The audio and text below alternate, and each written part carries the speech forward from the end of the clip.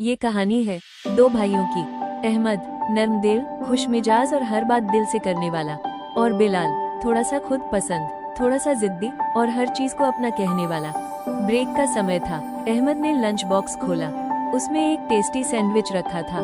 बिलाल पास आया और बोला, ये सैंडविच तुम्हारा है? अहमद ने मुस्कुरा कर कहा, हाँ, लेकिन आधा तुम ले लो।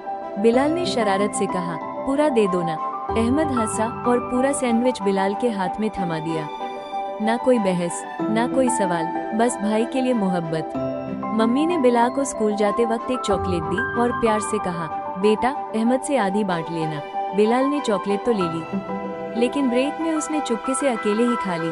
कुछ देर बाद अहमद वहाँ आया। उसने बिलाल से पूछा, बिलाल क्या खा रहे थे? बिलाल ने लापरवाही से कहा, कुछ नहीं, बस थोड़ा मीठा था। अहमद चुप हो गया, लेकिन उसकी आंखों में हल्की सी उदासी थी। घर में कजिन्स आए हुए थे। अहमद ने अपने पसंदीदा खिलौने सबके साथ बांट दिए। सब खुशी खुशी खेल रहे थे। बिलाल एक कोने में बैठा था और कह रहा था, मेरे खिलौनों को कोई हाथ ना लगाए। अम्मी ने प्यार से समझाया, मगर वो टस से मज नहीं हुआ। अगले दिन स्कूल के नोटिस बोर्ड पर एक पोस्टर लगा था, जिस पर लिखा था, शेयरिंग डे।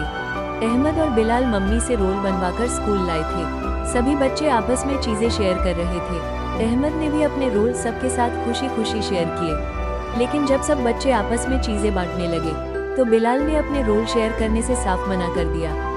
टीचर ने प्यार से बिलाल को समझाया, बिलाल बेटा, असली खुशी तब मिलती है जब हम दिल से कुछ बांटते हैं। अगर आज तुम किसी के साथ शेयर नहीं करोगे, तो कल कोई तुम्हारे साथ भी शेयर नहीं करेगा। बिलाल कुछ नहीं बोला, बस चुपचाप सिर झुका लिया।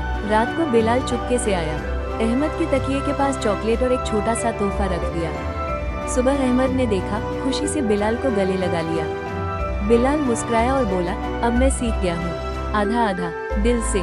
बच्चों, कभी कभी आधा बांटना पूरी खुशी बन जाता है, अगर वो दिल से दिया जाए।